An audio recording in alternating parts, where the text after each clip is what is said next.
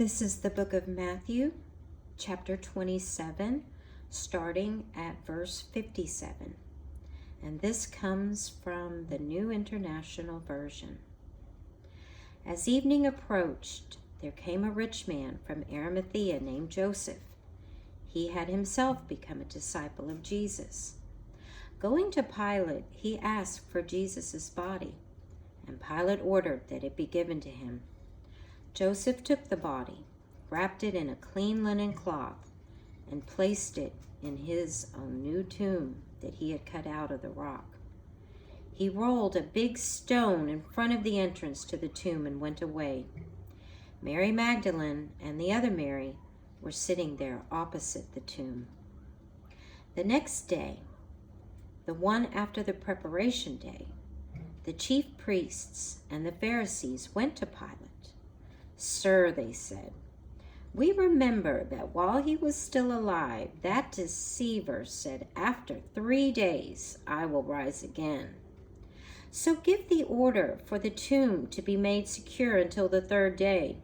Otherwise, his disciples may come and steal the body and tell the people that he had been raised from the dead. This last deception will be worse than the first."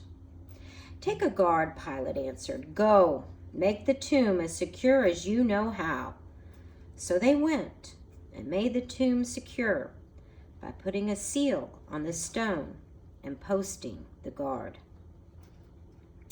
After the Sabbath, at dawn on the 1st day of the week, Mary Magdalene and the other Mary went to look at the tomb. There was a violent earthquake, for an angel of the Lord came down from heaven, and going to the tomb rolled back the stone and sat on it. His appearance was like lightning, and his clothes were white as snow. The guards were so afraid of him that they shook and became like dead men.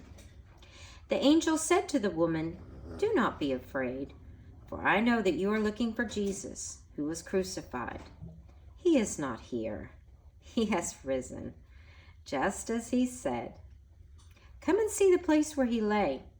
Then go quickly and tell his disciples he has risen from the dead and is going ahead of you into Galilee.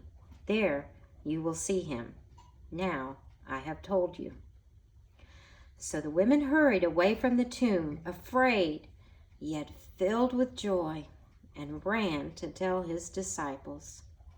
Suddenly Jesus met them. "Greetings," he said. They came to him, clasped his feet, and worshipped him. Then Jesus said to them, "Do not be afraid.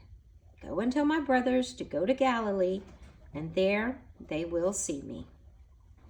While the women were on the way, some of the guards went into the city and reported to the chief priests everything that had happened. When the chief priests had met with the elders and devised a plan, they gave the soldiers a large sum of money, telling them, "You are to say his disciples came in the night and stole him away while we were asleep.